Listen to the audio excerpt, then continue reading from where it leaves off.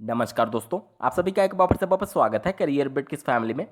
यदि आप उत्तर प्रदेश में डीएलएड 2018 बैच से रिलेटेड हैं, तो इस समय वर्तमान स्थिति को देखते हुए आपके मन में एक प्रश्न जरूर आ रहा होगा कि हमें इस समय थर्ड सेमेस्टर की परीक्षा की तैयारी करनी चाहिए, फोर्थ सेमेस्टर के लिए पढ़ना चाहिए या फिर सीटेट 2020 के लिए तैयारी करनी चाहिए।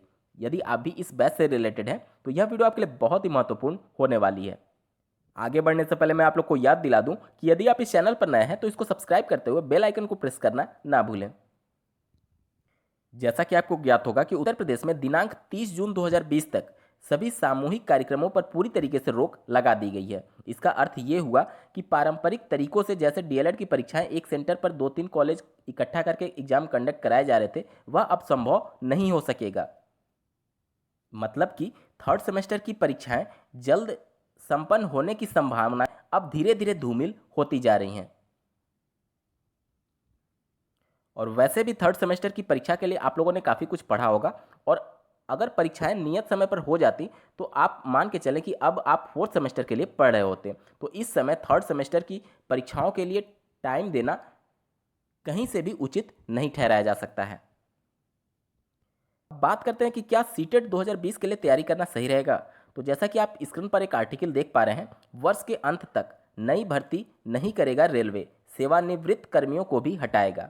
दोस्तों, ये रेलवे के द्वारा एक मास्टर प्लान तैयार किया जा रहा है कि कोरोना प्रकोप की वजह से जो आर्थिक स्थिति उत्पन्न हुई है रेलवे में, उससे कैसे निपटा जाए। और ये तय किया जा रहा है कि इस वर्ष के अंत तक कोई भी नई भर्ती नहीं की जाएगी रेलवे में। ये बातें सभी अभी ऑन पेपर हैं। तो अगर ऑन पेपर ये बातें कही जा रही है तो आप मान के चलें कि व्यवहारिक तौर पे कम से कम 2 वर्षों तक अब रेलवे में कोई भी नई भर्ती नहीं देखी जाएगी। ये हाल सिर्फ रेलवे विभाग का ही नहीं बल्कि अन्य विभाग का भी होने वाला है। जैसा कि आप लोगों ने देखा होगा और न्यूज़ में भी पढ़ा होगा कि डियरनेस अलाउंस जो होता है, यानी कि डीए जो होता है, उसको 1.5 वर्ष तक के लिए स्थगित कर दिया गया है। और इससे कर्मचारियों को 70,000 से लेकर के 1.25 लाख तक का नुकसान होगा। दोस्तों, ये सभी कोरोना प्रकोप से लड़ने के लिए फंड इकट्ठा किए जा रहे हैं।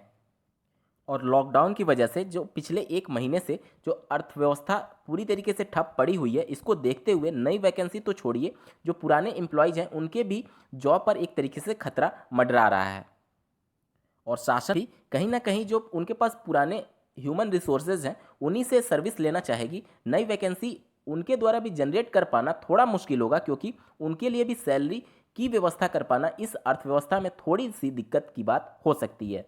तो इन सबको देखते हुए ये कहा जा सकता है कि सीटेट की परीक्षा आप अगली शिक्षक भर्ती में बैठने के लिए दे रहे होंगे, तो अभी आप मान के चलें कि जैसा रेलवे ने बोला है कि इस वर्ष के अंत तक कोई भर्ती नहीं आएगी, उसी अनुरूप सभी विभाग में हो सकता है कि अभी 1 वर्ष तक कोई भी वैकेंसी ना देखी जाए।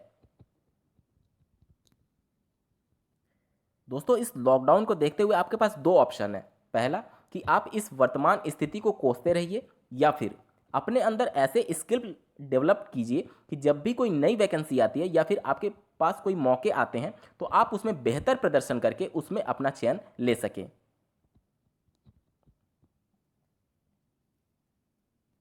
क्योंकि अगर आपका डीएलएड कंप्लीट हो गया और कोई सरकारी टीचर वैकेंसी नहीं आती है, तो आप ऐसा नहीं है कि आप बैठे रहेंगे, आपको प्राइवेट में भी पढ़ाना पड़ेगा और उसमें भी आपको फाइट करना पड़ेगा। जिस तरीके से अर्थव्यवस्था बिगड़ रही है उसको देखते हुए जो स्कूल कॉलेज होंगे वह भी बिल्कुल स्किल्ड टीचर ही हायर करना चाहेंगे। और आप में अगर उस टाइप की अगर एबिलिटी नहीं होगी तो निश्चित तौर पर आपको प्राइवेट में भी जॉब मिलने में दिक्कत होने वाली है अभी की वर्तमान स्थिति को देखते हुए।